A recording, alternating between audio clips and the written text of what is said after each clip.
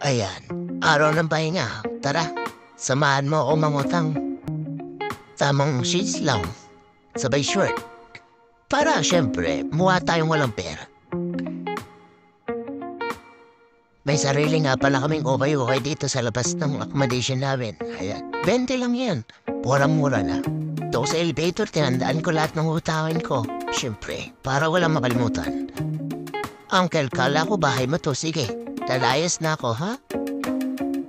Ang hirap pala talaga maging vlogger. Bago ako bumaba dyan, syempre bumalik pa ako para ibaba yung camera ko. O ayan, kaya tinamad na ako ibaba-baba. Tamang takikit na lang. Kaya tingnan nyo na lang yung background ko. Ayan, no, diba? O, ayan pa. Hindi ko alam kung saan ako titingin dyan. Pupis-pisay na lang kasi first time ko talaga dito mag-vlog.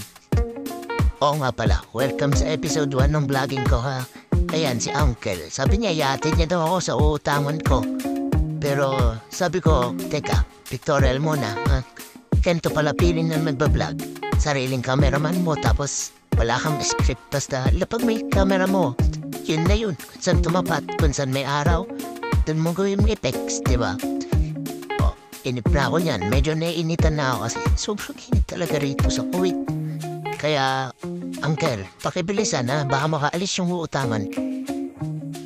Yan, akala ko libre, yung pala may bayad. Uncle naman, akala ko kamag-anak ka, hindi pala. Sige, gawin na nga, thank you. Ayan, so naglakad-lakad muna ako rito sa Grand Hyper. Tingin-tingin kung saan makakautang. Iba talagang tinataguan ako, iba sarado yung kalsada. Kaya, tingnan mo na lang muna tayo. Ayan, tamang lakad sa initan. Sayang yung project ko dyan. Yan, dito nakita ko may supermarket kaya sinubukan ko pumasok. Makita ko. Kasi nahanap ko baka nandito yung utangan ko. Kaya sinubukan kong mag-ikot-ikot, manap dito sa kawin na to. Teka, parang wala talaga. Naglakas doon pa kung eto na lang yung utangan ko, sinubukan ko pero ang haba ng pila. Saka dinagdagan ko neto. Medyo mabigat na, kaya umuwi na.